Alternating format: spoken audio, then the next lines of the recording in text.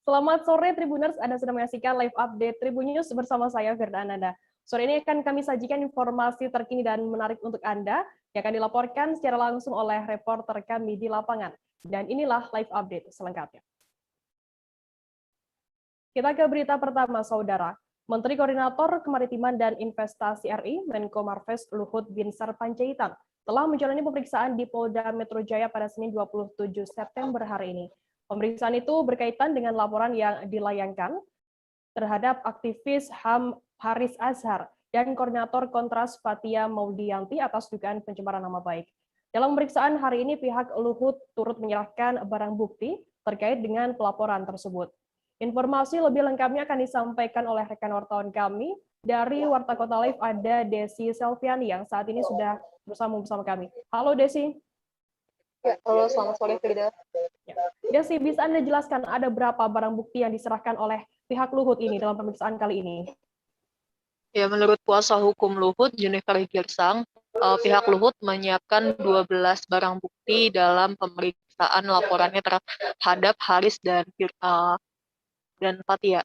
12 barang bukti itu terdiri diantaranya dari video konten YouTube yang diunggah di akunnya Haris, kemudian juga ada bukti-bukti yang menyatakan bahwa konten Haris tidak benar, di mana Luhut tidak terlibat dalam pertambangan di Papua. Kemudian juga ada juga bukti berupa surat 2 kali somasi yang dikirimkan oleh pihak Luhut kepada Haris Azhar terkait dengan penolakan konten video tersebut. Namun somasi tersebut tidak kunjung menemukan titik temu. Seperti itu.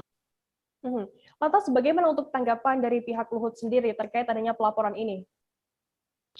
Luhut mengatakan bahwa pelaporannya terhadap Haris Azhar ini ingin menjadi pelajaran bagi masyarakat agar dapat bisa mempertanggungjawabkan apapun yang diungkapkan di publik. Menurut Luhut, tidak ada kebebasan yang absolut di mana semua kebebasan harus bisa dipertanggungjawabkan. Maka dari itu, ia ingin kasusnya ini bisa terus bergulir hingga ke pengadilan agar nama baiknya bisa dibersihkan lewat keputusan hakim seperti itu. Lantas bagaimana, apa harapan dan pesan mungkin dari Luhut sendiri dalam pelaporan ini? Ya, harapannya sendiri Luhut ingin ini menjadi pelajaran buat publik dan juga nama baiknya yang sempat rusak, terutama juga di mata keluarganya juga bisa diperbaiki gitu dari langkah proses hukum yang diambil. Dia juga berharap tidak ada lagi hal-hal yang kebebasan berekspresi yang bisa merugikan orang lain dengan dalih hak asasi manusia seperti itu. Desi, lantas bagaimana untuk tanggapan dari pihak kepolisian sendiri terkait adanya pelaporan soal pencemaran nama baik yang dilaporkan oleh Luhut ke pihak kepolisian? Ya, polisi sendiri sudah memeriksa laporan yang dilayangkan oleh Luhut terhadap Haris Azhar dan Fatia. Saat ini polisi sudah memanggil Luhut masih dalam status pelapor, sudah memeriksa dari laporan Luhut sendiri. Nanti kedepannya mereka akan memeriksa terlapor, yakni Haris dan Fatia. Kemudian juga kepolisian tetap mengedepankan restoratif justice yang dikedepankan oleh Kapolri dalam surat edarannya terkait laporan-laporan yang berkaitan dengan undang-undang ITE begitu. Baik, Tribuners, tadi jurnalis kami Desi juga sudah melakukan wawancara dengan kuasa hukum Luhut Binsar Panjaitan, Junifer Girsang, dan juga Menteri Koordinator Kemaritiman dan Investasi Luhut Binsar Panjaitan. Berikut liputannya untuk Anda. Jadi kita jalani aja hukumnya. Kita lihat kalau ada tadi disampaikan ke penyidik, ada edaran dari Kapolri itu hati-hati ya aja jalani. Tapi saya ingin sampaikan supaya kita ini semua belajar bahwa tidak ada kebebasan absolut. Sudah berkali-kali kebebasan bertanggung jawab. Jadi jangan mengatakan hanya hak azazi, yang ngomong aja, hak azazi yang diomongin juga kan ada.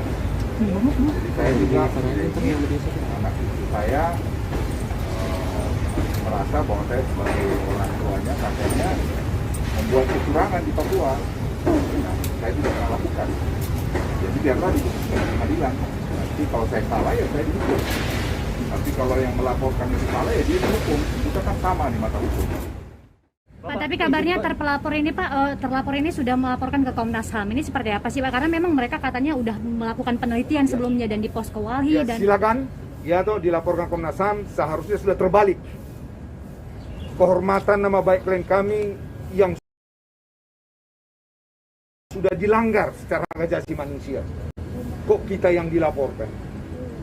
Ya, ini saya lihat opini-opini yang dibentuk sangat menyesatkan. Ya, dan ini pembelajaran yang sangat berharga bagi bangsa ini, sebagaimana tadi beliau katakan.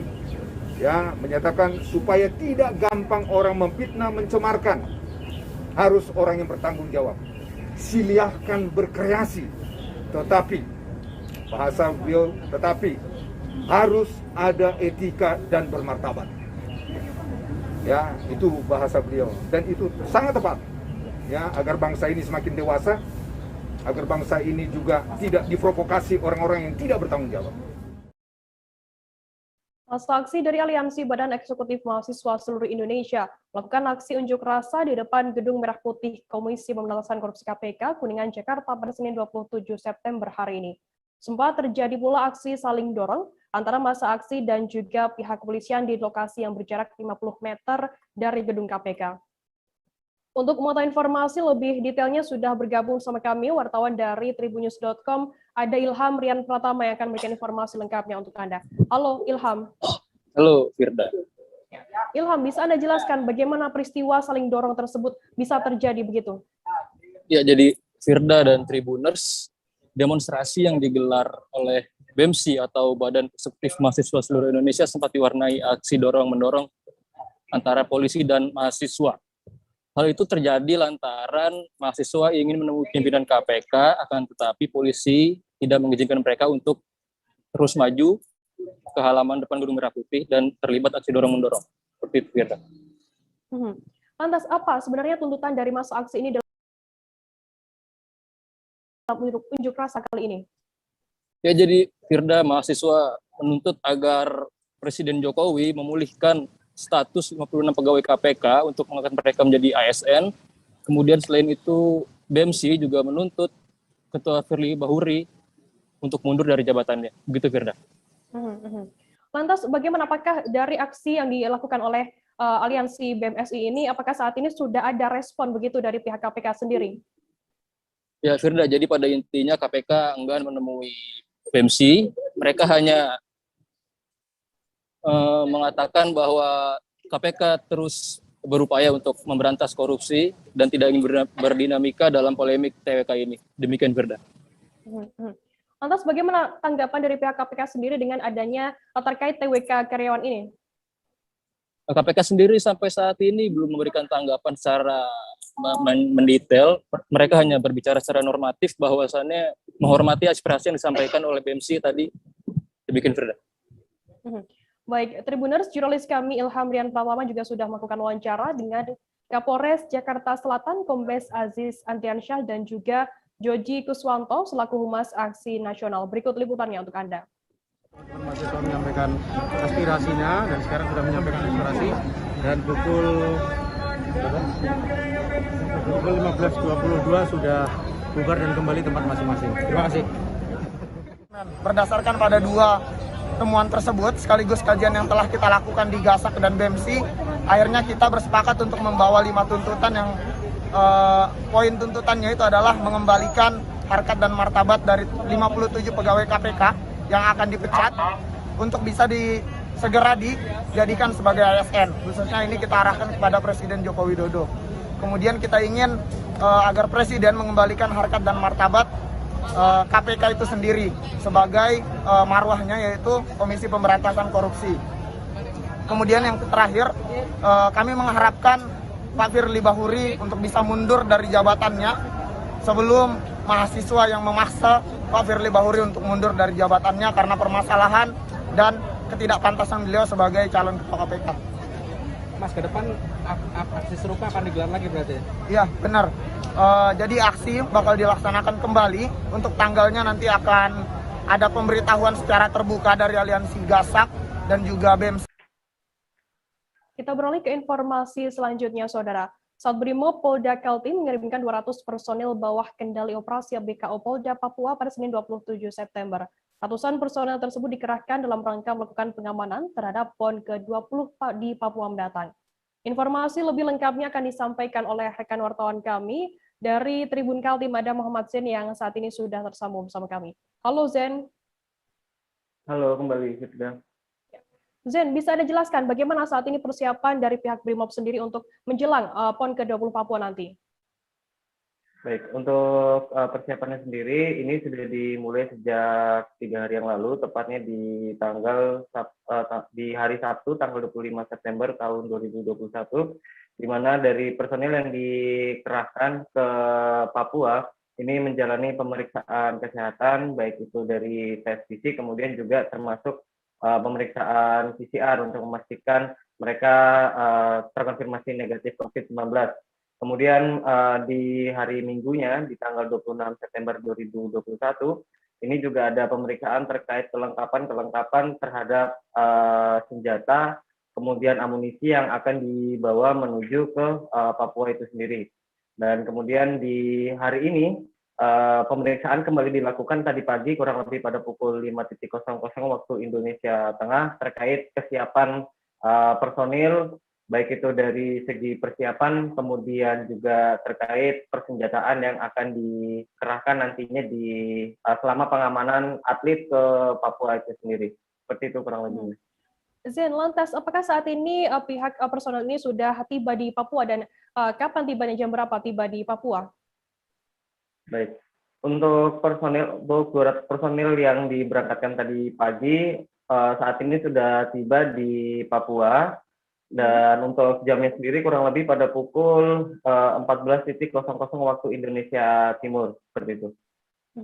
Lantas, bagaimana untuk harapan dari pihak Brimob sendiri terkait dengan pengamanan khusus begitu di PON ke-20 Papua ini? Baik.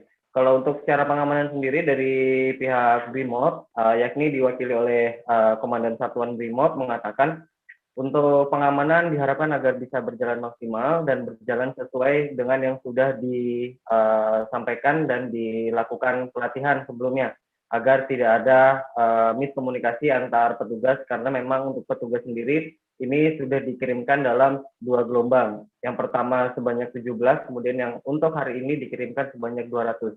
Diharapkan dari 217 personil ini bisa menjalankan fungsinya secara maksimal. Kemudian di samping itu, dari Komandan Satuan Brimob sendiri berharap agar dari atlet yang dikirimkan ke Papua bisa meraih juara dan bisa kembali untuk mengharumkan nama Kalimantan Timur. Kurang lebih seperti itu, Firda. Baik, terima kasih rekan jurnalis dari Tribun Kaltim Muhammad Zen atas laporannya. Selamat bertugas kembali. Tribuners, selesai jeda kami akan kembali dengan informasi menarik lainnya. Tetaplah di Live Update. Oke, apa kabar Bang Ariski di sini untuk strateginya? Kalau saya sendiri di Game Week 37 ini yang semalam baru mulai, saya udah pasti. Sebenarnya aku nggak ngerasa itu penangkapan atau penggerbegan atau apapun itu. Karena gini loh, posisinya aku kriteria. Jadi kita mengenal disebut dengan stroke yang tidak berdarah dengan stroke yang berdarah. Stroke yang tidak berdarah itu biasanya ditandai dengan adanya penyumbatan. Kalau itu penyumbatan di sini mungkin pikirnya tidak ke situ kali ya. Tapi kalau di Korea atau di Kamboja itu ada beberapa paper yang saya itu Mas, ya, dulunya tukang koran. Oh gitu ya. Tukang koran. Ya, saya baca itu, Pak. Tuh kan, pernah baca kan? Ya. Jadi kalau saya jadi pangdam itu udah bersyukur banget. Si anak ini dijadikan sebagai tersangka begitu. Ya, kalau ini kita bicara yang di luar kasus Sibolombo ya. Dengan nama hujan shower, di mana terdapat batas jelas antara daerah hujan dan tidak hujan yang biasanya terjadi pada fase awal mature stage atau tahap berbahaya itu Kang. Jadi mulai artinya terjadinya perlembekan. Nah itu untuk penetrasi akan sulit. Gitu ya. Dok, saya ini menurut saya memang tidak mudah, bukan urusan tanah diambil. Kalau misalnya Amerika Serikat sekarang, Rasulullah mengatakan dalam sebuah hadis bahwa berpuasa di 6 hari Syawal itu. Oke, apa kabar Bang Ariski di sini untuk strateginya? Kalau saya sendiri di Jumip 37 ini yang semalam baru mulai, Apa yang saya dirasakan udah Kak Fernita? Sebenarnya aku nggak ngerasa itu penangkapan atau penggerebegan atau apapun itu. Karena gini loh, posisinya aku Kriteria. Jadi kita mengenal disebut dengan stroke yang tidak berdarah dengan stroke yang berdarah. Stroke yang tidak berdarah itu biasanya ditandai dengan adanya penyumbatan. Kalau itu terjadi di sini mungkin pikirnya tidak ke situ kali ya, tapi kalau di Korea atau di Kamboja itu ada beberapa paper yang Saya itu mas, dulunya tukang koran. Oh gitu ya? Tukang koran. Ya, saya baca itu Pak. Tuh kan, pernah baca kan? Ya. Jadi kalau saya jadi pangdam, itu udah bersyukur banget. Si anak ini dijadikan sebagai tersangka begitu. Ya, kalau ini kita bicara yang di luar kasus Sebong Ombo ya. Dikenal dengan nama hujan shower, di mana terdapat batas jelas antara daerah hujan dan tidak hujan yang biasanya terjadi pada fase awal mature stage atau tahap Berbahaya dewasa. itu Kang. Jadi mulai artinya terjadinya perlembekan. Nah itu untuk penetrasi akan sulit. Gitu ya. Dok, saya ini menurut saya memang tidak mudah, bukan urusan tanah diambil. Kalau misalnya Amerika Serikat sekarang, Rasulullah mengatakan dalam sebuah hadis bahwa berpuasa di 6 hari Syawal itu. Oke, apa kabar Bang Arief di sini untuk strateginya? Kalau saya sendiri di Jumip 37 ini yang semalam baru mulai, Apa yang saya dirasakan udah Kak Fernita? Sebenarnya aku nggak ngerasa itu penangkapan atau penggerebegan atau apapun itu. Karena gini loh, posisinya aku Kriteria. Jadi kita mengenal disebut dengan stroke yang tidak berdarah dengan stroke yang berdarah.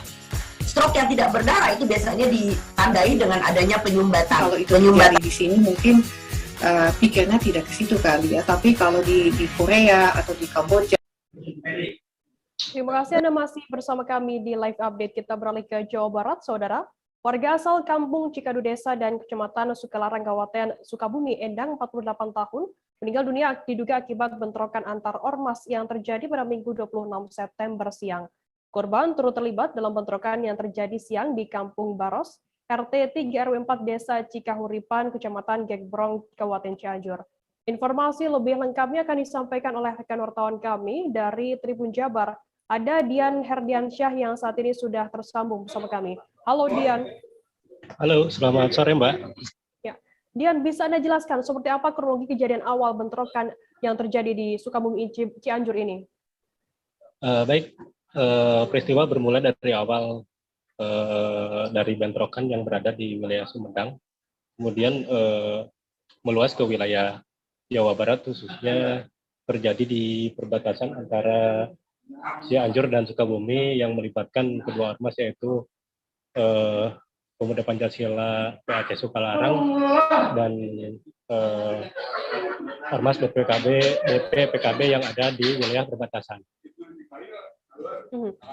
Lantas, apakah korban yang meninggal dunia ini dari ormas mana? Mungkin bisa Anda jelaskan.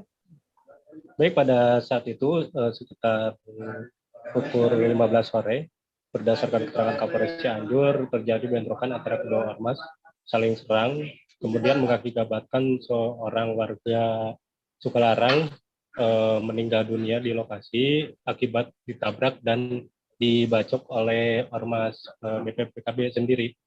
Sementara korban itu merupakan dari ormas Pemuda Pancasila. Lantas, apakah saat ini para pelaku yang terlibat bentrokan tersebut sudah ditangkap oleh pihak kepolisian, Dian? Baik, untuk para pelaku kemarin pihak Polres Cianjur sedang melakukan penyelidikan dan semalam dikabarkan para pelaku sudah ditangkap Polres Cianjur untuk selanjutnya tahap penyelidikan lebih lanjut. Apakah saat ini penanganan bagaimana untuk penanganan kasus dari pihak kepolisian sendiri seperti apa saat ini? Baik, penanganan kasus dari bentrokan sendiri saat ini dari pihak Polres Cianjur melakukan pengetatan di perbatasan, yakni di wilayah BPPKB, dan untuk Polres Sukabumi juga melakukan penebalan dengan 100 personil di wilayah sekretariat ataupun perbatasan dengan Cianjur dengan 100 personil. Begitu juga di titik-titik yang rawan ada patroli-patroli khusus yang memang untuk mengantisipasi meluas kembali terjadinya bentrokan. Dian, berdasarkan informasi yang Anda himpun di lapangan dan juga pantauan di lapangan begitu, bagaimana saat ini kondisi terkini pasca bentrokan terjadi? Pasca saat ini di 2 sekretariat dijaga ketat aparat. Kemudian untuk korban sendiri yang meninggal tadi siang sudah diotopsi dan dikembalikan kepada keluarga dan sudah dimakamkan tadi sore sekitar pukul 14.30 WIB. Kemudian banyak para kerabat yang memang datang melayat dalam korban. Jadi peristiwa korban datang ke lokasi itu bukan untuk ikut bentrokan, Mbak, tapi melainkan dia akan merelai anggota mereka untuk tidak terlibat dalam bentrokan tersebut. Namun naas si korban akhirnya ditabrak oleh salah satu mobil dari kelompok PKB dan dibacok di lokasi. Demikian. Baik, Tribuners, jurnalis kami Dian juga sudah melakukan wawancara dengan Kapolres Sukabumi Kota, SY Zainal Abidin, dan berikut liputannya untuk Anda. Mohon menjaga kondisivitas, dikarenakan pelaku sudah ditangani oleh Polres Cianjur dan sudah dapat mengusir pelaku. Jadi mohon semua untuk menjaga kondisivitas agar kita kondusif. Karena memang ada kita kejadian ada di satu lagi di MPK Sumedang, itu alhamdulillah sudah selesai dan kita menjaga kondisivitas. Saya mohon di sini saya sebagai Ketua Bidang Organisasi Majelis Pimpinan Wilayah Provinsi Jawa Barat untuk menjaga kondisivitas padat keluarga besar Pemuda Pancasila. Ada yang diamankan, Komandan? Sementara saat ini kita masih lakukan penyelidikan, kita sedang dalami, kita kumpulkan dulu saksi-saksi sehingga nanti kita bisa identifikasi siapa pelaku dan pemicunya. Sementara saat ini kita lakukan penetralisasi untuk meredam masing-masing dua ormas untuk tidak saling menyerang dan tidak melakukan aksi-aksi pengerahan massa sehingga terjadinya konflik yang lebih lanjut akibat dari kejadian tadi siang tadi sore hari. Kejadian tadi siang di wilayah hukum Polres Cianjur, upaya dari Polres Sukabumi Kota yang pertama melakukan penebalan pengamanan di wilayah perbatasan. Kemudian kami melakukan koordinasi terhadap pimpinan dari kedua ormas tersebut untuk sama-sama bisa menahan diri, kemudian memberikan informasi yang akurat terhadap seluruh anggotanya bahwa penanganan tersebut atas kejadian tersebut telah diserahkan kepada pihak kepolisian dan akan diproses secara hukum yang berlaku di wilayah Polres Cianjur. Masih dari Jawa Barat, Saudara, kasus kematian yang terjadi di Jalan Lingkar Timur Kuningan hingga mengakibatkan warga meninggal dunia membuat Bupati Kuningan Acep Purnama marah. Bupati Acep mengatakan sebetulnya jalan lingkar itu tak boleh digunakan untuk balapan motor dan tidak diperuntukkan demikian. Adanya kejadian warga meninggal tersebut, Acep mengaku akan segera berkoordinasi dengan petugas kepolisian dalam melakukan patroli dan pencegahan kegiatan anak muda yang diketahui suka balap motor liar. Untuk mengetahui informasi lebih detailnya sudah bergabung bersama kami wartawan dari Tribun Cirebon. Ada Ahmad Ripai yang akan memberikan informasi lengkapnya untuk Anda. Halo Ripai.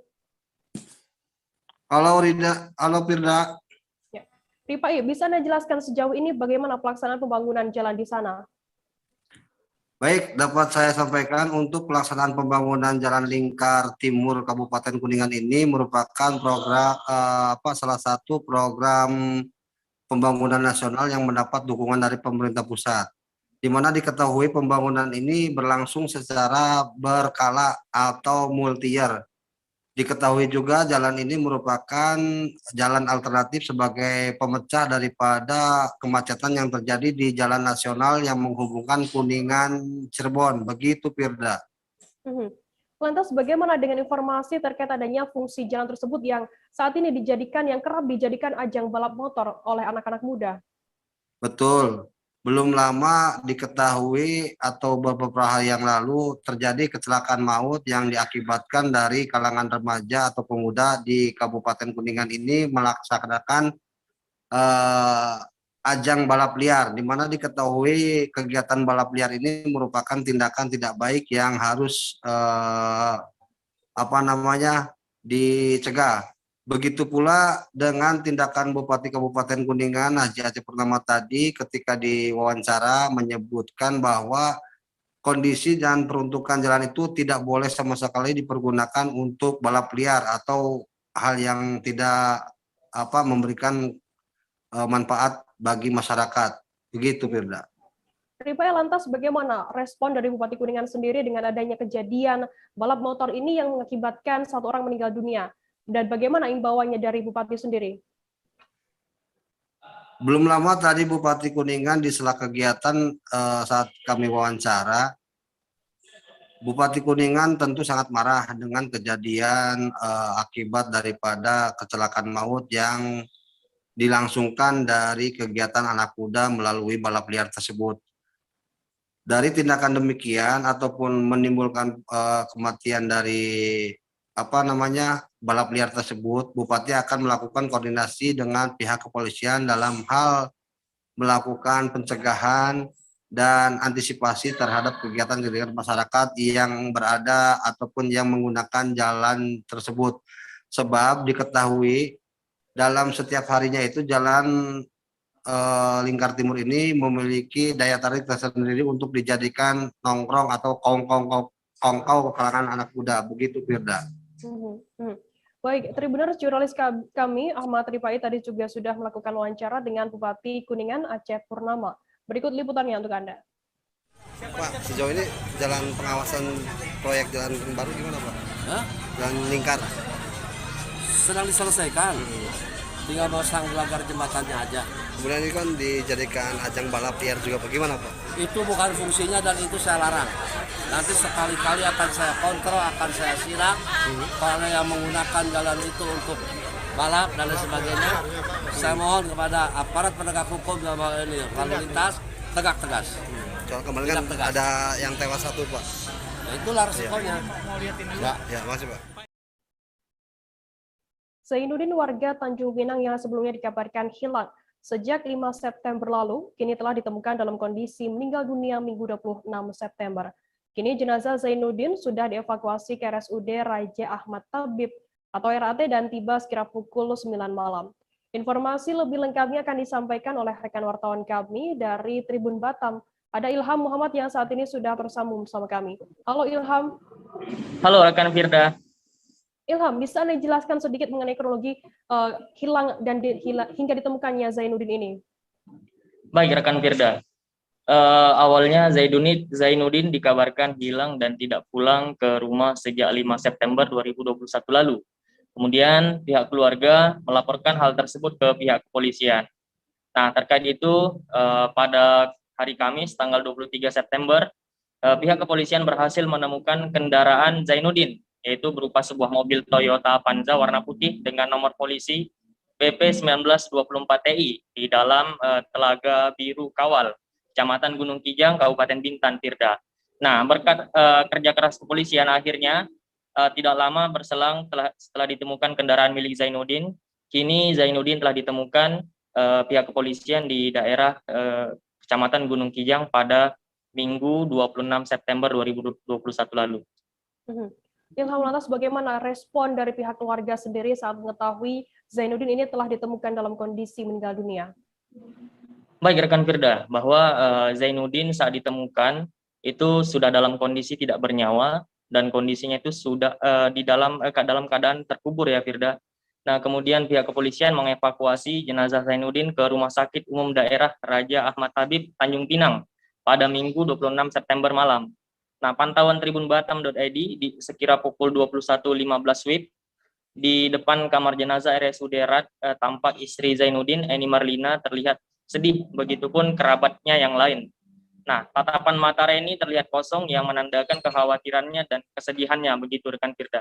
Dan untuk menenangkannya, seorang perempuan dari keluarga Zainuddin sedang tampak memegang tangan Eni ataupun istri Zainuddin tadi sembari mengelus dadanya agar memberikan sedikit meringankan beban ataupun kekhawatiran yang dirasakan oleh Eni tersebut. Ilham, apakah dalam kasus kematian Zainuddin ini ada tindak pidana begitu yang terlibat? Baik rekan Firda. Nah, terkait dengan itu hingga saat ini pihak kepolisian belum memberikan penjelasan apakah kematian dari Zainuddin tersebut terdapat indikasi tindak pidana ataupun tidak. Nah, namun pihak kepolisian hingga saat ini masih terus mendalami kasus tersebut. Nah, sementara itu salah satu kerabat dari Zainuddin, yaitu Runi, ia mengaku jika seandainya kematian Zainuddin terdapat indikasi tindak pidana, ia berharap agar pelaku segera ditemukan dan diberi sanksi yang sesuai dengan undang-undang. Demikian rekan Firda. Baik, terima kasih rekan jurnalis dari Tribun Batam Ilham Muhammad atas laporannya. Selamat bertugas kembali. Tribuners, kita akan jeda sejenak. Kami masih akan menyajikan informasi menarik untuk Anda selesai ini. Tetaplah di Live Update. Oke, apa kabar Bang Ariski di sini untuk strateginya? Kalau saya sendiri di Jumip 37 ini yang semalam baru mulai, saya udah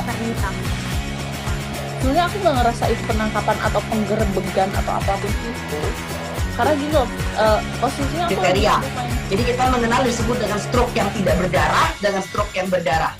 Stroke yang tidak berdarah itu biasanya ditandai dengan adanya penyumbatan. Kalau itu terjadi di sini mungkin pikirnya tidak ke situ kali ya, tapi kalau di Korea atau di Kamboja itu ada beberapa paper yang saya itu mas, ya dulunya tukang koran.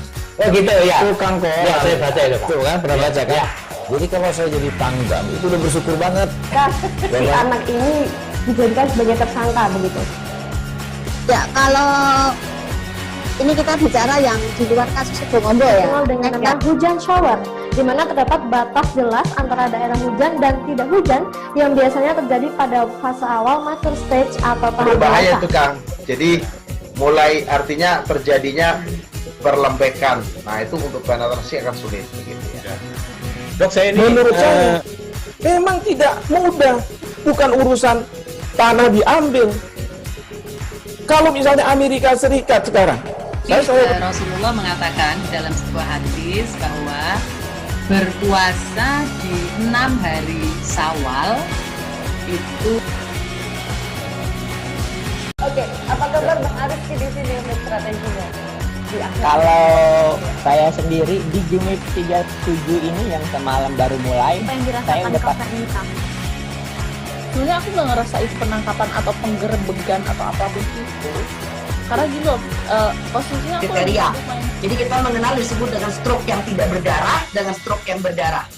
Stroke yang tidak berdarah itu biasanya ditandai dengan adanya penyumbatan. Kalau itu terjadi di sini mungkin pikirnya tidak ke situ kali ya, tapi kalau di Korea atau di Kamboja itu ada beberapa paper yang saya itu mas, ya dulunya tukang koran. Oh gitu ya, Tukang koran. Ya, saya baca itu Pak. Tuh kan pernah baca kan? Ya. Jadi kalau saya jadi pangdam itu udah bersyukur banget. Si anak ini dijadikan sebagai tersangka begitu. Ya, kalau ini kita bicara yang di luar kasus Sibolombo ya. Dikenal dengan nama hujan shower, di mana terdapat batas jelas antara daerah hujan dan tidak hujan yang biasanya terjadi pada fase.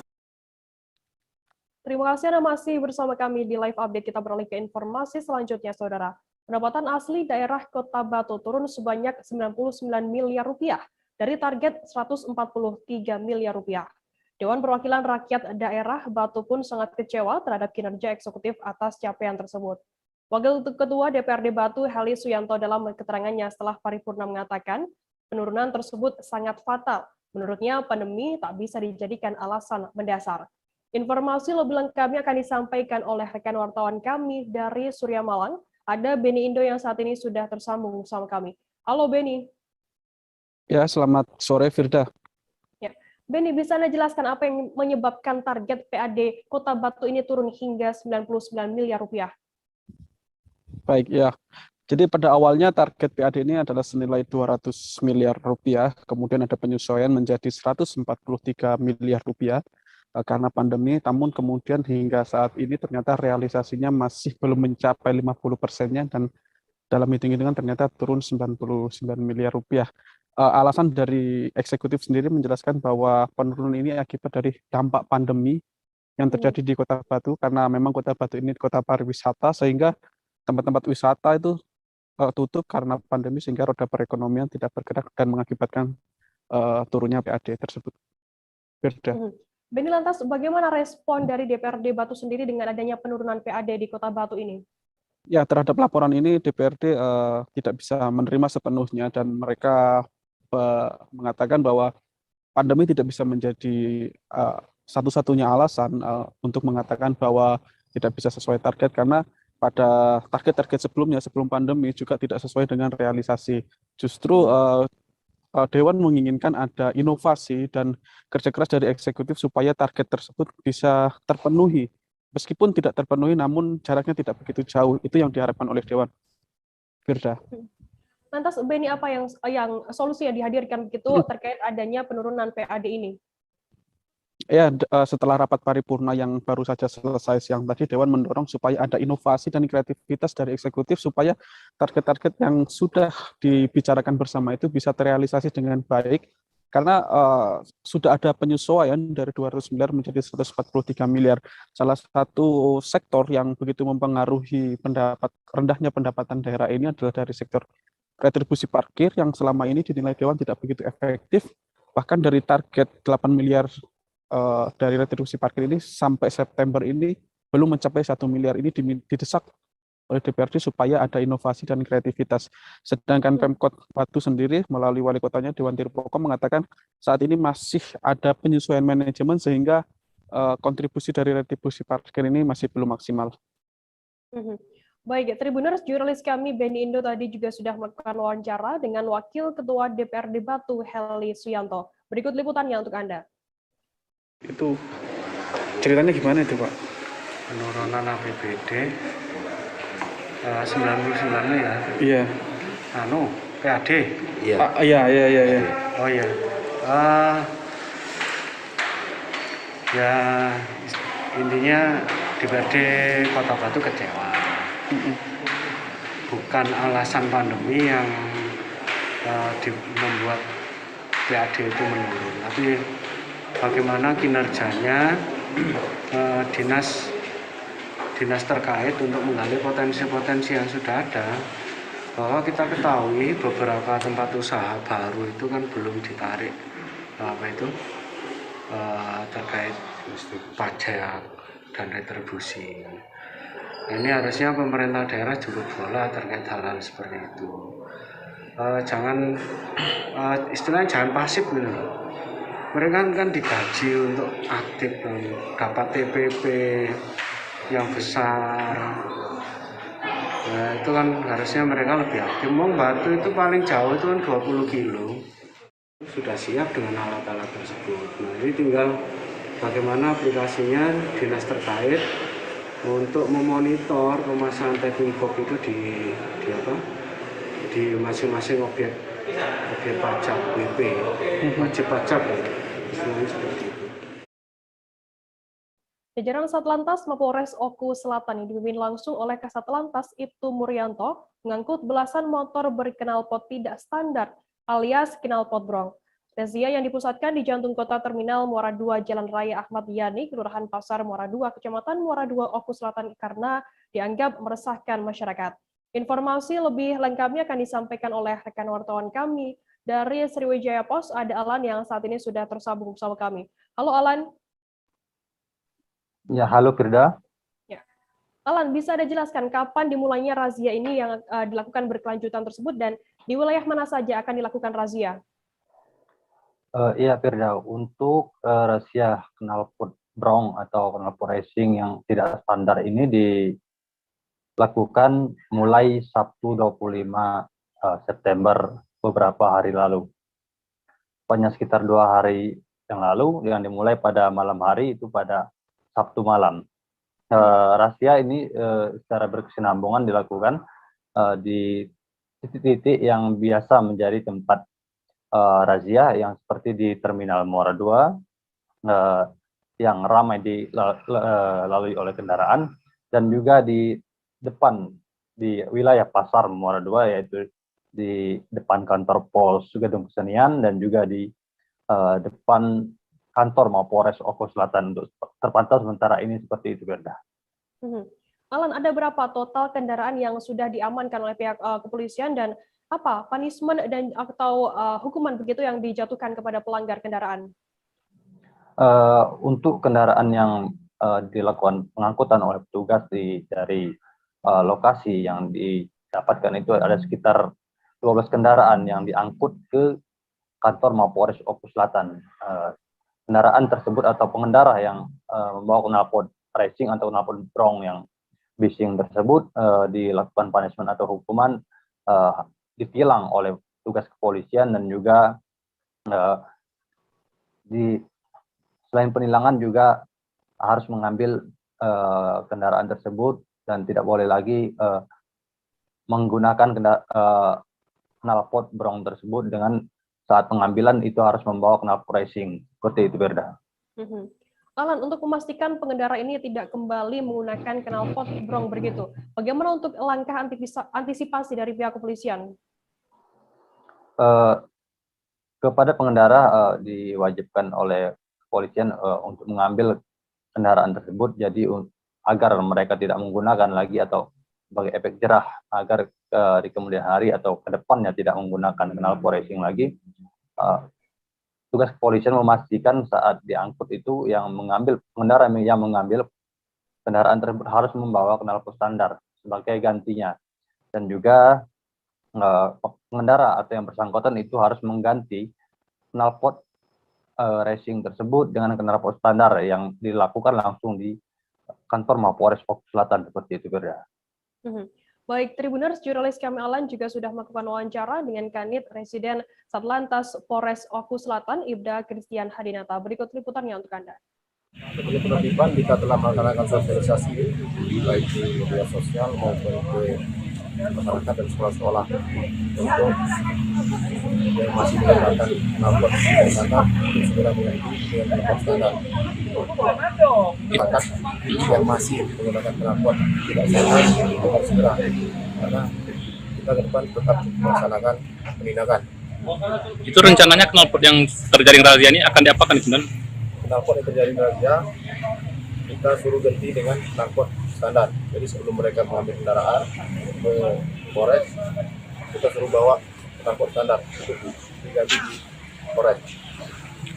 Berapa lama ini Dan akan kita lakukan ujian ini? Untuk lamanya tentatif, kalau memang tidak lagi kita temukan di jalan, ya kita sambil berjalan tidak melaksanakan ini.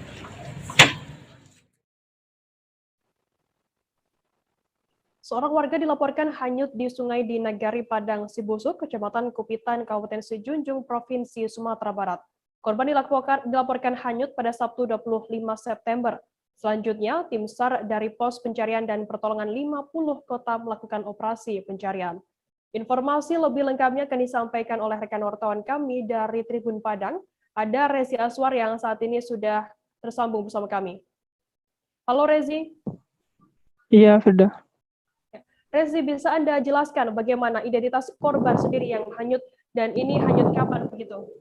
Iya, untuk identitas korban sendiri ya bernama Chandra, warga Tanjung Palu, Kabupaten Sejunjung, Provinsi Sumatera Barat, di mana awalnya dilaporkan hanyut di aliran sungai pada Sabtu 25 September 2021. Rezi, lantas bagaimana kronologi korban ini bisa hanyut begitu di sungai tersebut? Iya, berdasarkan data dari kantor SAR Padang yang menurunkan pos SAR dari Kabupaten maupun Kota menyebutkan bahwa korban ini pulang dari berburu rusa dan melewati aliran sungai, namun tiba-tiba ada air bah saat dia melintasi sungai sehingga terbawa arus. Lantas bagaimana saat ini proses pencarian dari korban sendiri di sungai tersebut, Rezi?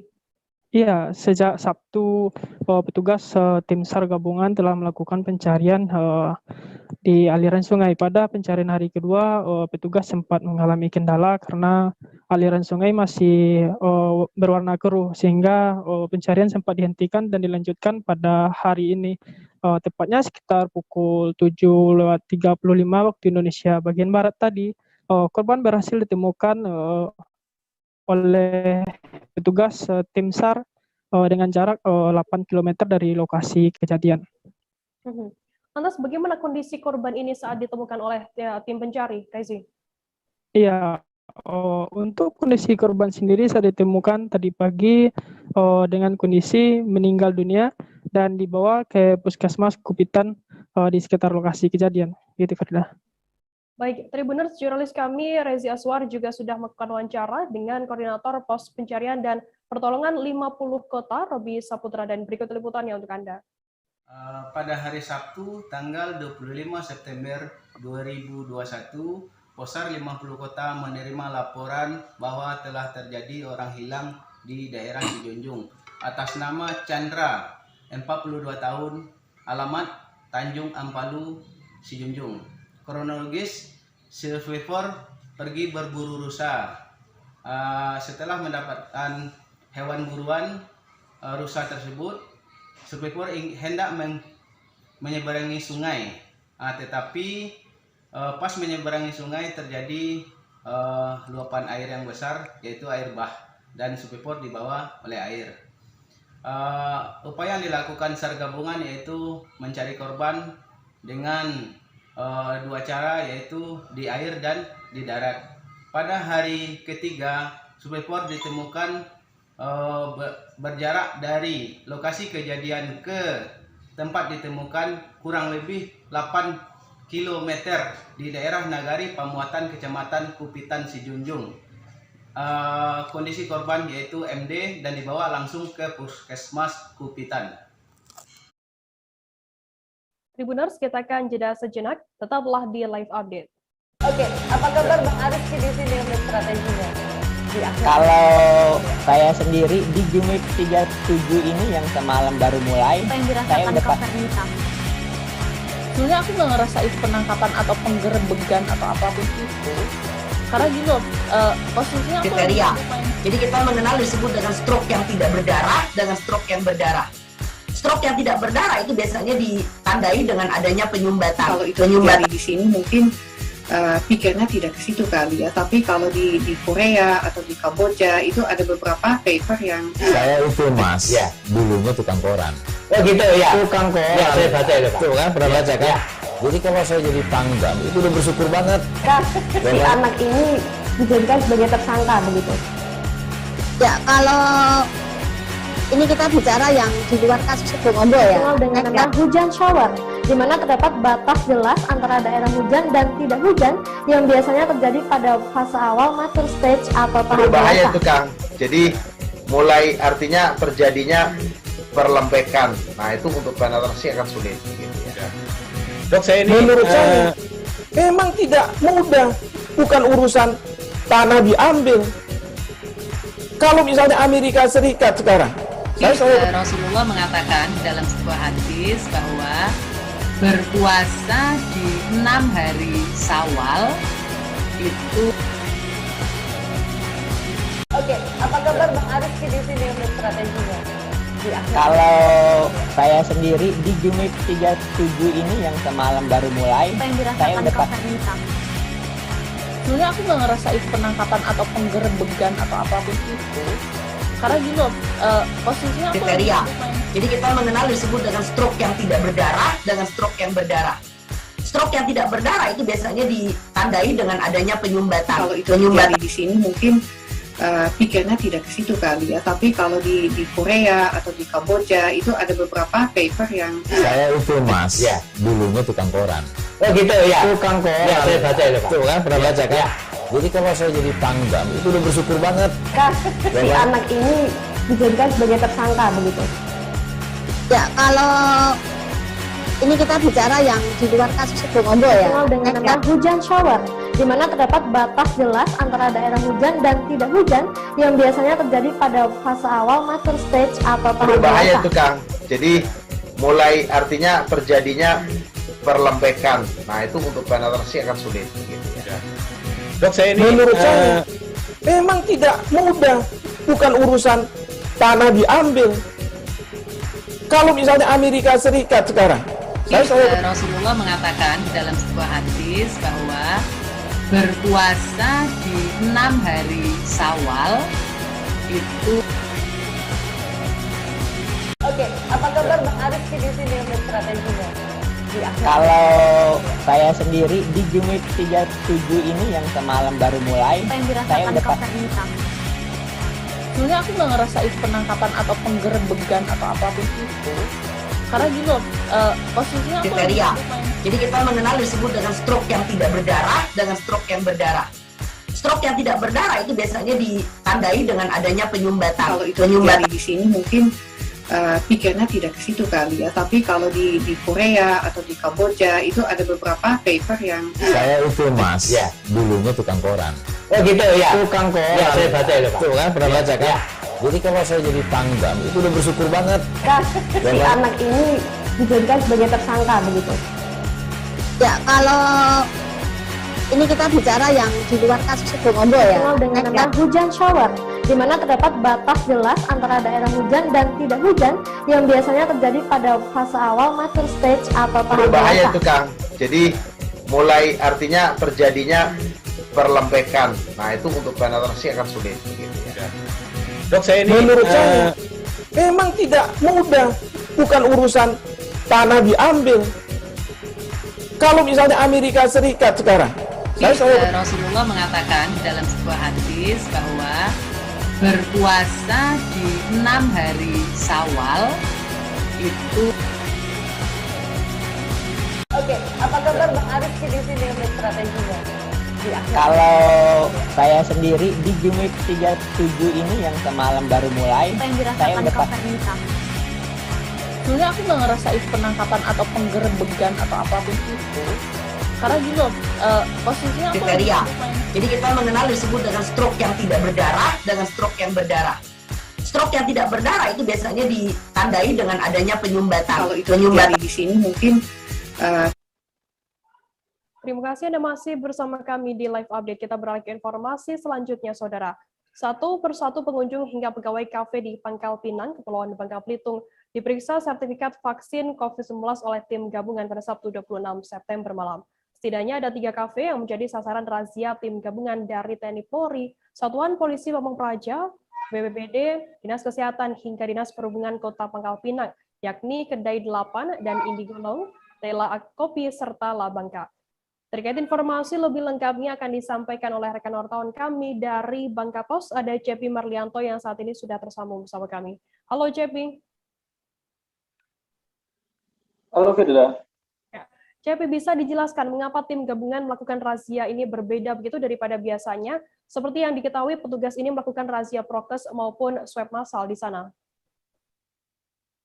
Iya. Seperti yang diketahui memang pada Sabtu 25 September 2021 kemarin, tepatnya waktu malam hari, tim gabungan dari TNI Polri, Satuan Polisi Pamong Praja, BPBD, Dinas Kesehatan hingga Dinas Perhubungan melakukan razia vaksinasi COVID-19 di 3 buah kafe yang ada di Kota Pangkal Pinang. Memang untuk razia kali ini memang beda seperti biasanya, di mana sebelumnya memang untuk petugas tim gabungan sendiri memang biasanya melakukan razia prokes maupun swab massal. Akan tetapi untuk pada Sabtu malam kemarin petugas gabungan melakukan razia vaksinasi. Hal ini seperti yang diutarakan oleh Kepala Dinas Kota Pangkal Pinang, Dr. Mas Agus Hakim, yang mengatakan bahwa razia ini dilakukan sebagai upaya serbuan vaksinasi COVID-19 guna mencapai herd immunity atau kekebalan kelompok bagi masyarakat Pangkal Pinang.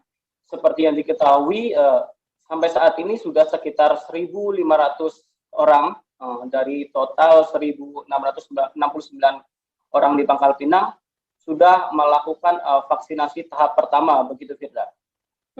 Cepi, dalam razia tersebut apakah ada penolakan begitu dari para pengunjung atau mungkin ada pengunjung yang membandel begitu? Ya, dalam pelaksanaan sendiri waktu Sabtu malam kemarin memang tidak ada penolakan dari petugas, maksudnya ada penolakan dari pengunjung. Hal itu karena seperti yang diketahui berdasarkan wawancara dari seorang pengunjung, memang sebelumnya dia sendiri sempat tidak mengetahui bahwa akan dilakukan razia tersebut, tapi para pengunjung sendiri menyambut antusias dengan adanya vaksin tersebut.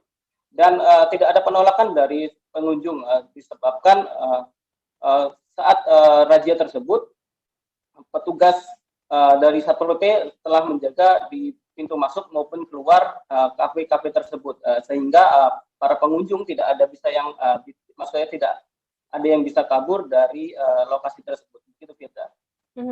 Cepi, untuk kedepannya begitu razia seperti ini apakah akan tetap dilakukan oleh tim gabungan di sana?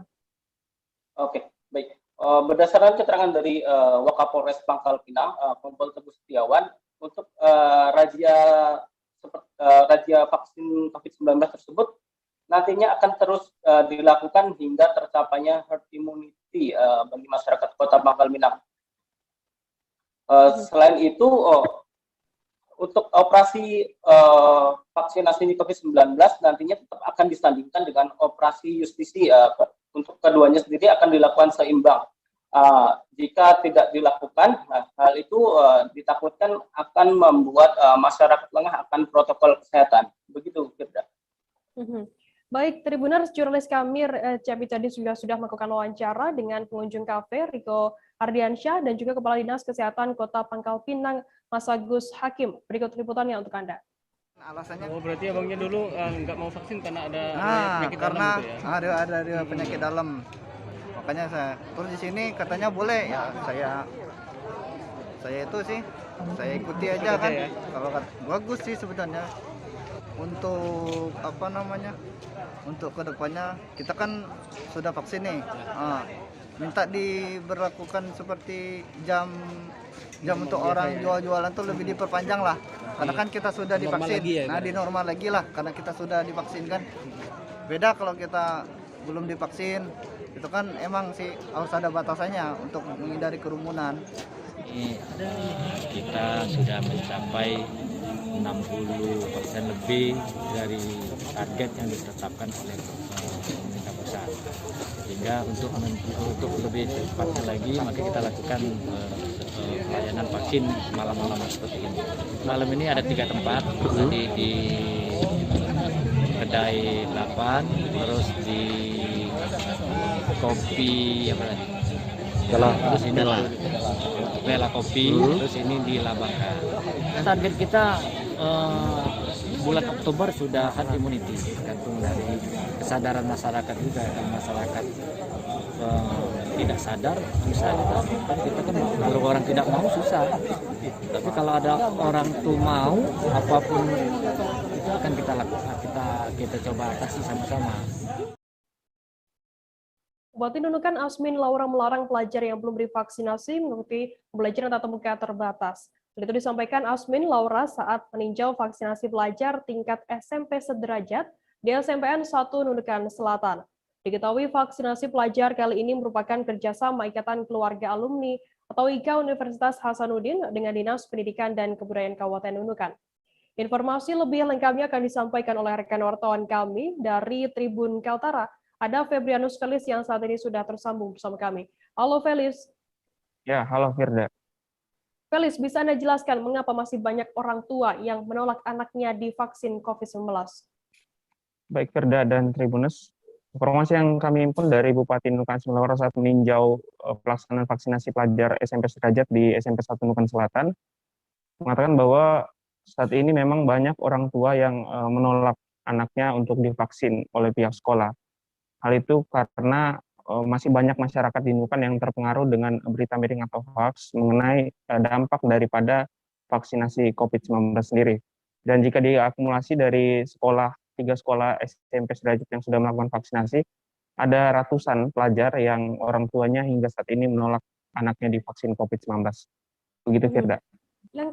Lantas bagaimana komentar dari Bupati Nunukan sendiri terkait adanya siswa SMP yang saat ini belum divaksin begitu? Ya, saat dimintai keterangan lebih lanjut mengenai bagaimana nasib pelajar yang sampai saat ini belum divaksin, Asmin Laura mengatakan bahwa untuk anak-anak yang belum divaksin atau pelajar yang belum divaksin tidak bisa dilakukan PTM terbatas, sehingga dia meminta kepada dinas terkait, dalam hal ini Dinas Pendidikan dan Kebudayaan, untuk memfasilitasi pembelajaran melalui daring. Sembari itu, di samping itu juga dia meminta kepada camat dan juga para guru untuk memberikan edukasi kepada masyarakat agar warga ataupun orang tua memiliki kesadaran mendorong anaknya untuk divaksin COVID-19. Begitu, Firda. Felis, lantas bagaimana langkah dari Pemda sendiri terkait adanya orang tua yang bersedia, agar orang tua ini bersedia anaknya divaksin COVID-19 begitu? Baik, sejauh ini langkah pemerintah yang bisa dilakukan adalah memberikan sosialisasi dan edukasi dengan memanfaatkan dinas terkait untuk bisa melakukan sosialisasi baik kepada orang tua atau melalui utusan wali kelas berkunjung ke rumah-rumah orang tua siswa yang sampai saat ini melakukan anak divaksin, dengan harapan setelahnya adanya edukasi, orang tua memiliki kesadaran untuk mau anaknya untuk divaksin, Firda. Baik, Tribuners, jurnalis kami tadi juga sudah melakukan wawancara dengan Bupati Nunukan Asmin Laura terkait hal ini. Berikut liputannya untuk Anda. Dan untuk Satgas kita di Nunukan ini, target kita sekitar 70% dari masyarakat kita ini memang harus tervaksinasi, dan laporan Piker terakhir ada sekitar 35% dari seluruh total masyarakat kita yang ada di Nunukan ini sudah divaksinasi, dan saat ini stok vaksin kita sedang banyak-banyaknya, sehingga saya tidak bosan-bosannya untuk menginstruksikan ke camat agar terus melakukan edukasi kepada masyarakat percepatan vaksinasi. Stok jangan sampai kosong di puskesmas masing-masing, karena saya mendapatkan informasi di bulan Oktober ini akan masuk lagi vaksin yang berikutnya ya, untuk khususnya jatah di Nunukan. Jadi yang ada ini harus segera kita habiskan.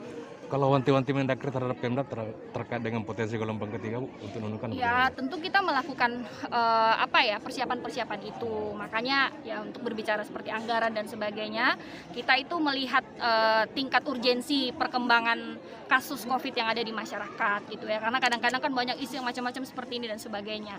Untuk saat ini kita lagi fokus agar bagaimana proses vaksinasi ini bisa berjalan lancar dulu, dan untuk stok-stok yang ada di puskesmas segera dihabiskan, karena memang itu tadi seperti yang saya sampaikan, target kita 70%. Ya mudah-mudahan ada gelombang ketiga dan seterusnya ya. Kita berdoa aja agar bagaimana masyarakat kita bisa terhindar dari itu semuanya, dan salah satunya dengan vaksin ini. Paling tidak kekebalan tubuh di masyarakat kita itu sudah ada. Kodim 0410 ke Kota Bandar Lampung menggelar vaksinasi COVID-19 dosis kedua secara maraton. Vaksinasi ini tertuju untuk masyarakat umum dan akan berjalan maraton selama beberapa hari ke depan. Untuk mengetahui informasi lebih lengkapnya akan disampaikan oleh rekan wartawan kami dari Tribun Lampung. Ada Kiki Adi Pratama yang saat ini sudah tersambung bersama kami. Halo Kiki. Halo, rekan Firda. Kiki, bisa Anda jelaskan bagaimana jalannya vaksinasi dosis kedua di Kodim Bandar Lampung dari pantauan Anda tadi di sana? Baik. Yang pertama perlu disampaikan bahwa hari ini memang Kodim 0410 Kota Bandar Lampung kembali melaksanakan gelaran vaksinasi COVID-19 untuk tahap yang kedua.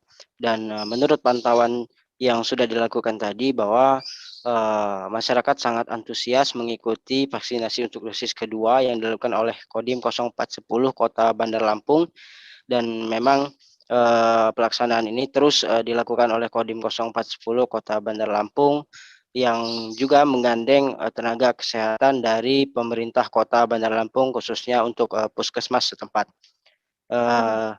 Kemudian juga ada sekitar ratusan yang mengikuti pelaksanaan vaksinasi tersebut untuk dosis kedua pada hari ini, Firda.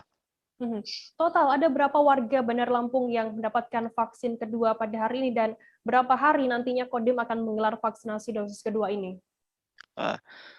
Untuk sementara ini Kodim 0410 Kota Bandar Lampung sudah melakukan vaksinasi untuk 26.417 orang, khususnya masyarakat Kota Bandar Lampung, yang memang Kodim 0410 Kota Bandar Lampung sendiri melaksanakan vaksinasi ini sudah sejak pada bulan Mei lalu hingga sekarang tercatat 26.417, dan memang kegiatan ini terus dilakukan oleh Kodim 0410 Kota Bandar Lampung sampai betul-betul menyukseskan program daripada pemerintah pusat untuk terus memvaksin masyarakat yang ada di Kota Bandar Lampung, begitu Firda. Kiki, lantas dalam proses vaksinasi dosis kedua ini, Kodim ini melibatkan unsur atau lembaga dari mana saja? Baik, untuk unsur yang dilibatkan dalam proses pelaksanaan vaksinasi ini memang Kodim 0410 Kota Bandar Lampung hanya menggandeng Satgas COVID-19 dan tenaga medis dari pemerintah Kota Bandar Lampung. Dengan tenaga medis pemerintah Kota Bandar Lampung itu mereka bisa melakukan vaksin dan pelaksanaan vaksin pun bisa berjalan dengan lancar, begitu Firda. Baik, terima kasih rekan jurnalis dari Tribun Lampung Kiki Adi Pratama atas laporannya. Selamat bertugas kembali. Tribuners, selesai jeda kami akan kembali dengan informasi menarik lainnya. Tetaplah di Live Update. Oke, apa kabar Bang Ariski di sini untuk strateginya? Kalau saya sendiri di Jumip 37 ini yang semalam baru mulai, saya udah sebenarnya aku nggak ngerasa itu penangkapan atau penggerebegan atau apapun itu, karena gini loh, posisinya aku kriteria. Jadi kita mengenal disebut dengan stroke yang tidak berdarah dengan stroke yang berdarah. Stroke yang tidak berdarah itu biasanya ditandai dengan adanya penyumbatan. Kalau itu terjadi di sini mungkin pikirnya tidak ke situ kali ya, tapi kalau di Korea atau di Kamboja itu ada beberapa paper yang saya itu mas, ya dulunya tukang koran. Oh gitu ya, tukang koran. Ya saya baca itu pak. Tuh kan pernah baca kan? Ya. Jadi kalau saya jadi pangdam itu udah bersyukur banget. Si anak ini dijadikan sebagai tersangka begitu. Ya kalau ini kita bicara yang di luar kasus Sibolombo ya. Dengan nama hujan shower, di mana terdapat batas jelas antara daerah hujan dan tidak hujan yang biasanya terjadi pada fase awal mature stage atau tahap berbahaya dewasa. itu Kang. Jadi mulai artinya terjadinya perlembekan. Nah itu untuk penetrasi akan sulit. Gitu ya. Dok, saya ini menurut saya memang tidak mudah, bukan urusan tanah diambil. Kalau misalnya Amerika Serikat sekarang, Rasulullah mengatakan dalam sebuah hadis bahwa berpuasa di 6 hari Syawal itu. Oke, apa kabar Bang Ariski di sini untuk strateginya? Kalau saya sendiri di Jumip 37 ini yang semalam baru mulai, saya udah sebenarnya aku nggak ngerasa itu penangkapan atau penggerebegan atau apapun itu, karena gini loh, posisinya aku kriteria. Jadi kita mengenal disebut dengan stroke yang tidak berdarah dengan stroke yang berdarah. Stroke yang tidak berdarah itu biasanya ditandai dengan adanya penyumbatan. Kalau itu terjadi di sini mungkin pikirnya tidak ke situ kali ya, tapi kalau di Korea atau di Kamboja itu ada beberapa paper yang saya itu mas, ya dulunya tukang koran. Oh gitu ya, tukang koran. Ya saya baca itu pak. Tuh kan pernah baca kan? Ya. Jadi kalau saya jadi pangdam itu udah bersyukur banget. Si anak ini dijadikan sebagai tersangka begitu.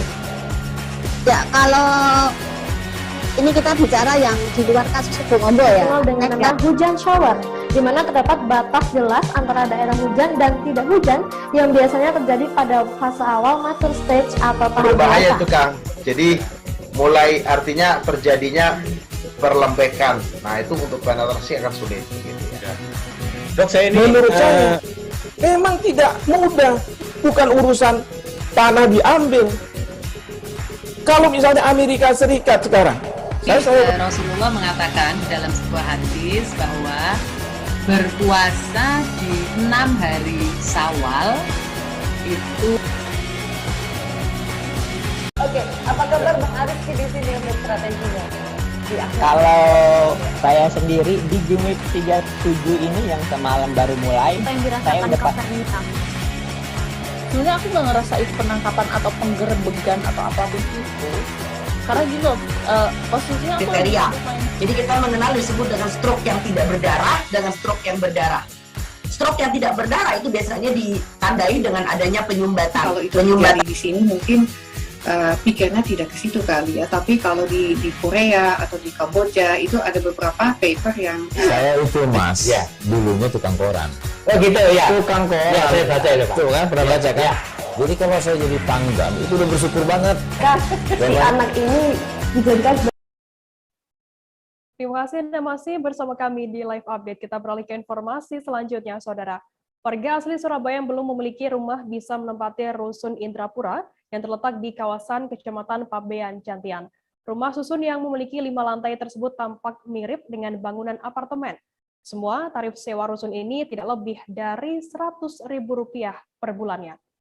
Untuk mengetahui informasi lebih detailnya sudah bergabung bersama kami wartawan dari surya.co.id ada Nuraini Faik yang akan memberikan informasi lengkapnya untuk Anda Tribuners. Halo Faik.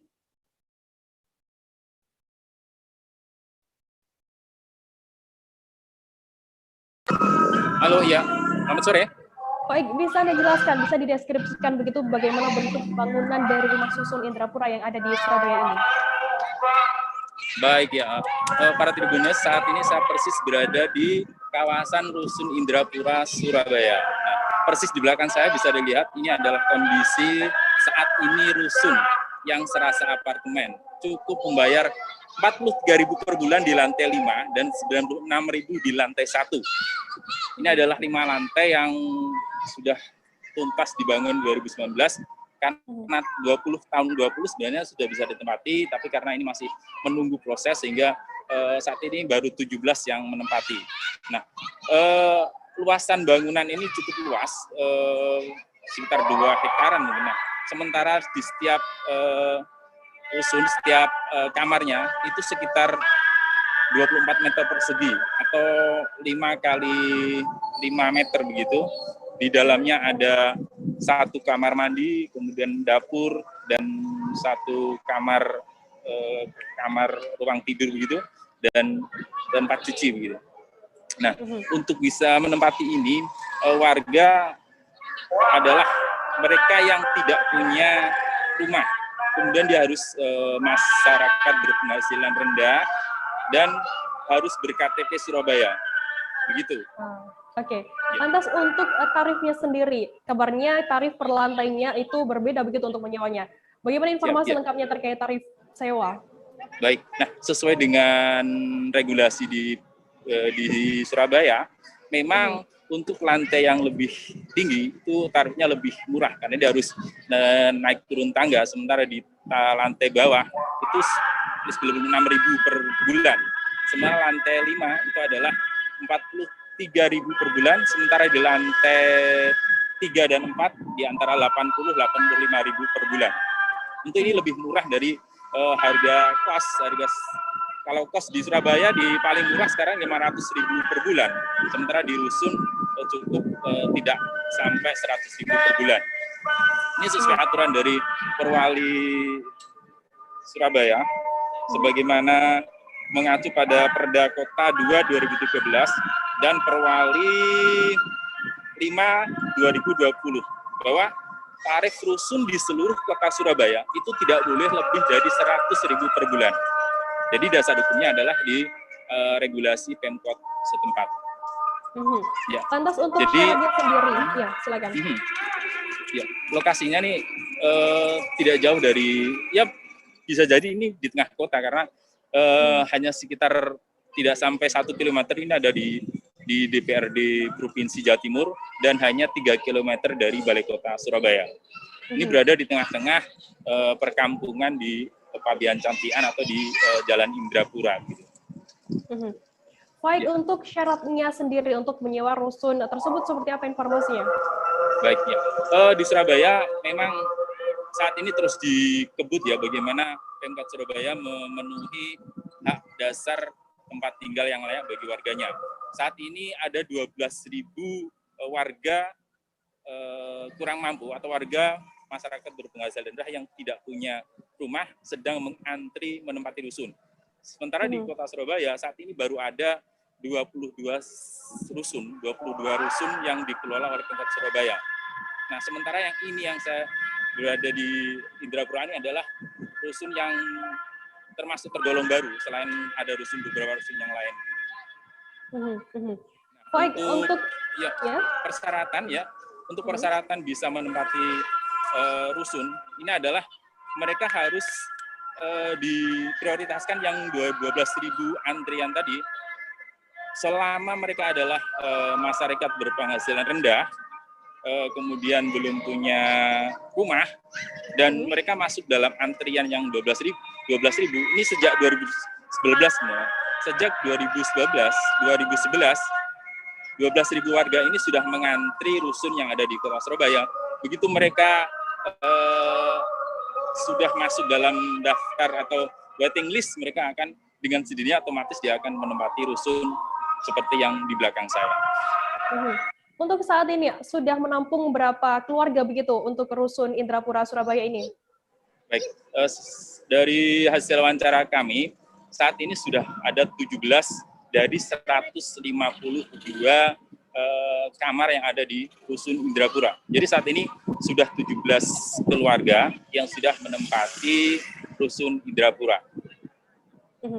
Baik, Tribuners, jurnalis kami Faik tadi juga sudah melakukan wawancara dengan Kabid Pemanfaatan Bangunan Dinas Pengelolaan Bangunan dan Tanah Kota Surabaya, Alfik Siswanto. Berikut liputannya untuk Anda.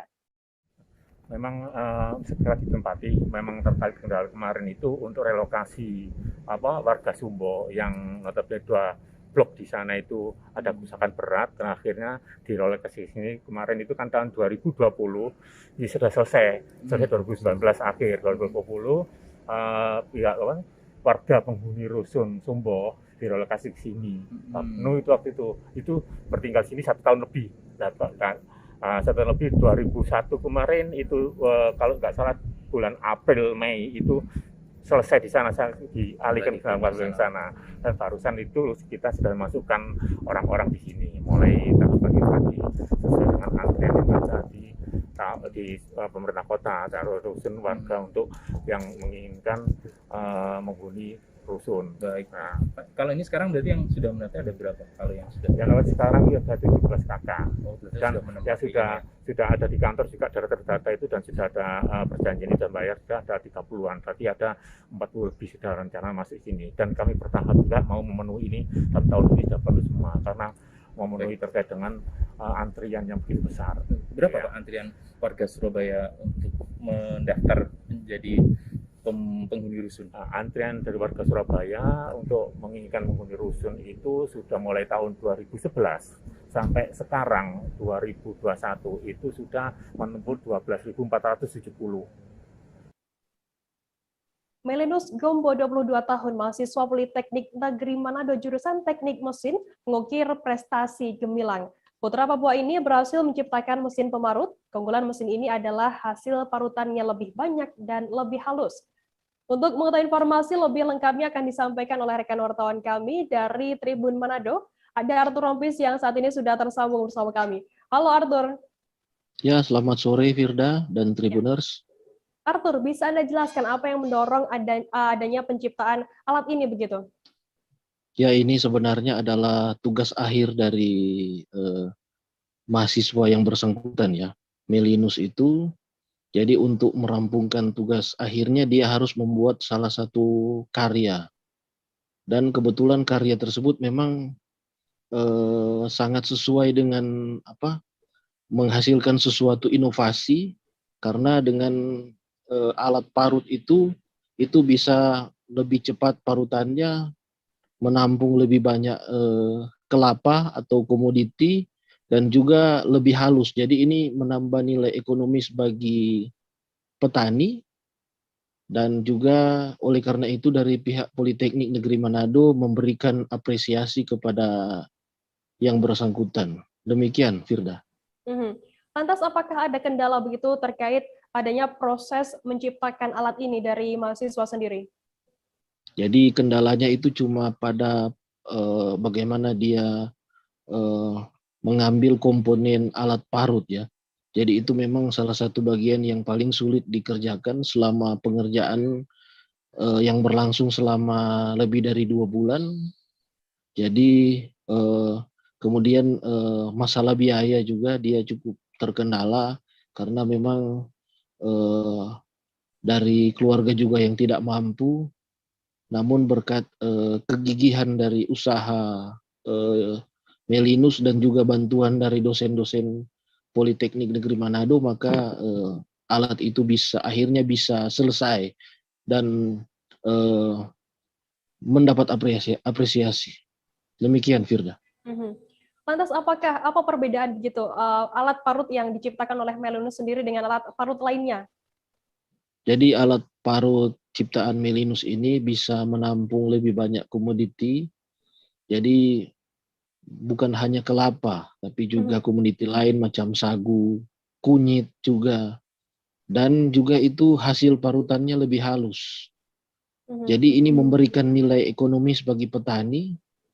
Jadi dengan memakai alat dari buatan Melinus ini akan memangkas anggaran, memangkas biaya. Jadi 2 kali lebih cepat dan 2 kali lebih murah. Jadi itu yang ditawarkan oleh alat yang ditawarkan oleh Melinus ini, dan ini akan segera dibawa ke industri dan ditawarkan ke pemerintah. untuk dikembangkan lebih jauh. Demikian, Firda. Arthur, bisa Anda jelaskan mungkin berdasarkan informasi yang Anda dapat di lapangan begitu, apakah nantinya alat ini akan dibawa ke Papua terkait Melinus sendiri, mengingat Melinus adalah warga asli Papua begitu?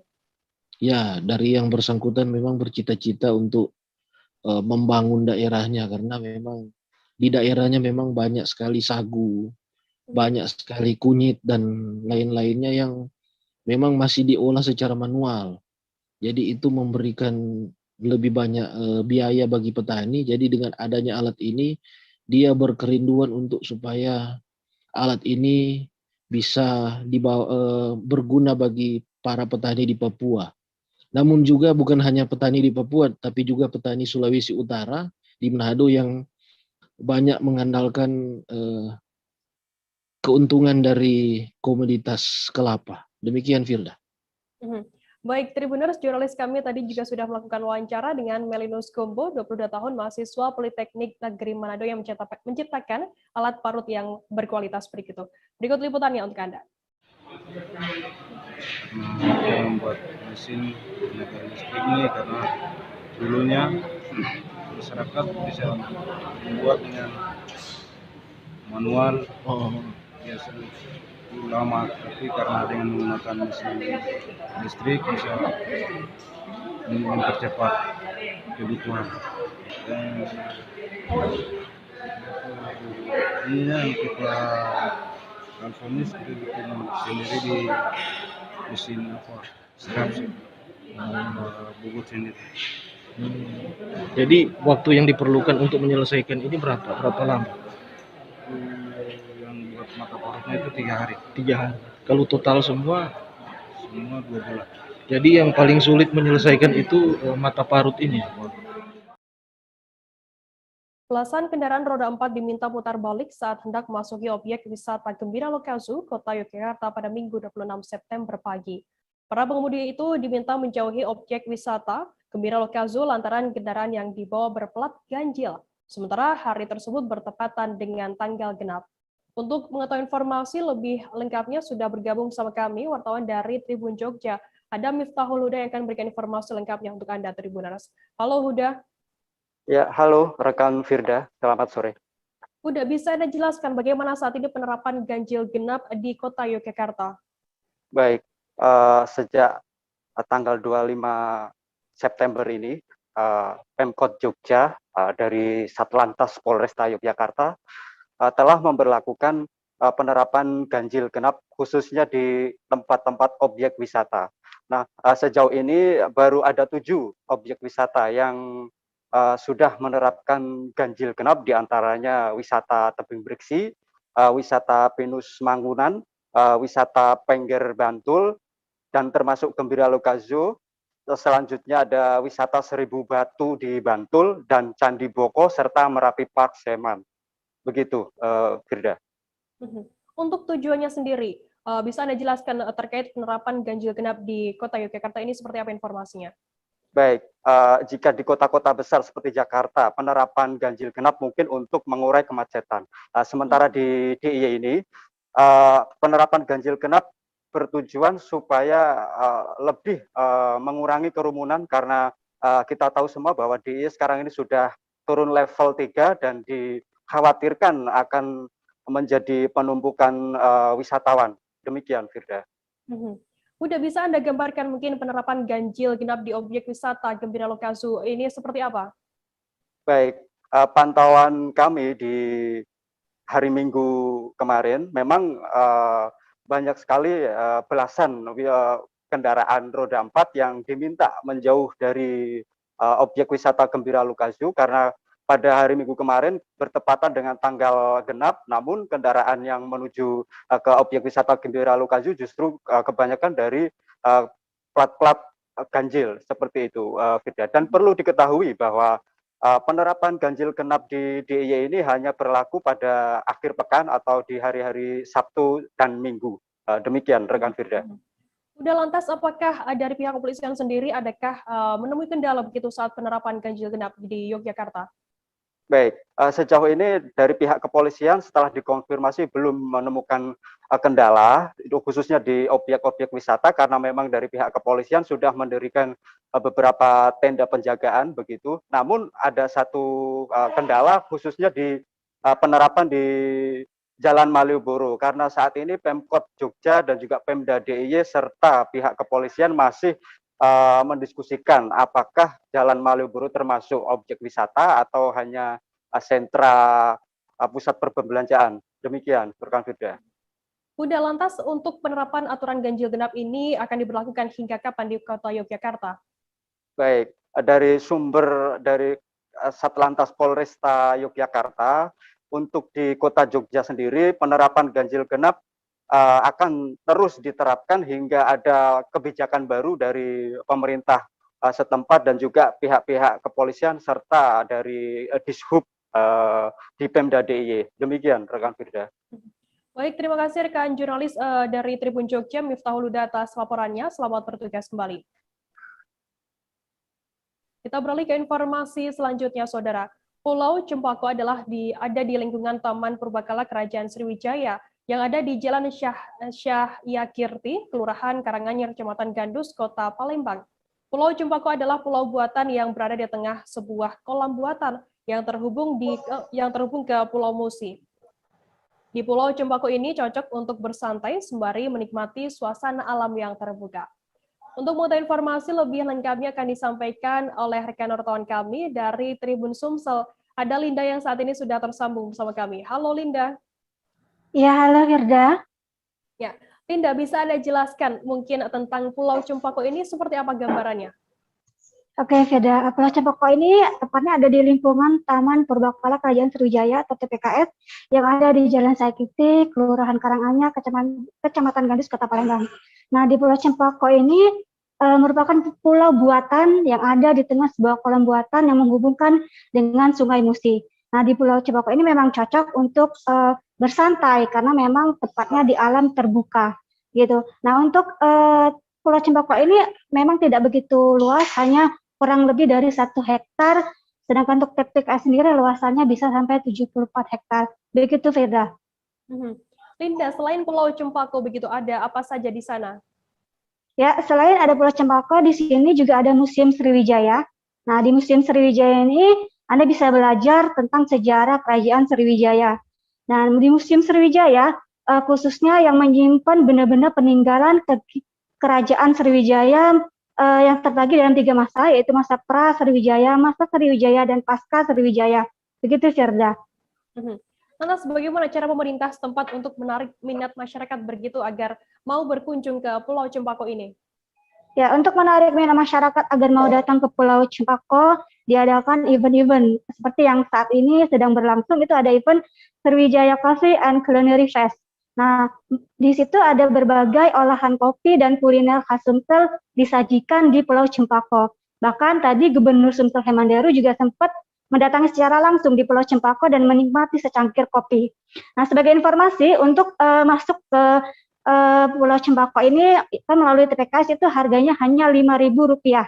Tapi jika ingin masuk juga ke museum, hanya menambah 3.500 saja. Nah, untuk Pulau Cempaka ini dibuka dari hari Minggu sampai dengan hari Selasa, sedangkan hari Selasa atau sampai hari Minggu, sedangkan hari Seninnya itu libur. Begitu, Firda. Baik, tadi jurnalis kami Linda, Tribuners juga sudah melakukan wawancara dengan Alfa Syahrizal, Kepala Disbudpar Provinsi Sumsel, dan Hermanderu, Gubernur Sumatera Selatan. Berikut liputannya untuk Anda. Alhamdulillah, Pak Gubernur juga mengakui bahwa selama ini Pak Gubernur hanya datang kalau di depan museum. Tapi Pulau Cempaka ini sudah kita kondisikan sebagai daerah kawasan wisata atau destinasi wisata untuk relaksasi, untuk orang santai. Kenapa? Ya di alam terbuka, di tengah kota kan kita jarang ada alam terbuka. Maka dari itu kami kondisikan Taman Wisata Kerajaan Sriwijaya ini menjadi sebuah taman di samping untuk mempelajari atau untuk sebagai edukasi untuk belajar tentang sejarah keberbakalaan Kerajaan Sriwijaya, tetapi mereka juga diberikan kesempatan untuk relax, untuk santai di sini. Bahkan insya Allah dalam waktu dekat kita akan bikin kerjasama dengan pihak ketiga, akan kita bikin restoran terbuka, rumah makan terbuka, sehingga orang datang ke sini bukan hanya ingin museum. Awalnya mungkin datang pengen makan, sudah makan keliling-keliling, bermain di air, kemudian melihat museum, dan juga kita punya teater, akan kita putar film-film kolosal yang berkaitan kerajaan Sriwijaya. Belum begitu, artinya kita tidak bisa menjamin bahwa sekian persen yang tertarik, tapi kalau kita bikin event di sini, secara tidak langsung dia sudah datang, dia melihat dan dia melakukan sesuatu. Cempako ini kisaran berapa ya, Pak? Cempako sedikit, cuma beberapa kapling ya, nggak sampai 1 hektar ya. Tapi kalau luasan TPK ini 74 hektar. Di luar tuh masih banyak yang belum kita sentuh. Masih banyak PR yang harus dilakukan. Tapi paling tidak di sini sudah aman karena temboknya, pagar temboknya sudah keliling. Kalau tembok besi ya, pagar besi. Banggaan itu akan mengajak yang lain untuk dapat mencintai produk-produk asli Sumatera Selatan khususnya dan produk-produk asli Indonesia pada umumnya. Itulah tujuan dari festival ini. Kami sudah mencoba semua keanekaragaman kopi dan kuliner. Bahwa di Sumatera Selatan ini kopinya tidak hanya satu varietas, tapi ada 3 varietas: Robusta, Arabica, dan Liberica.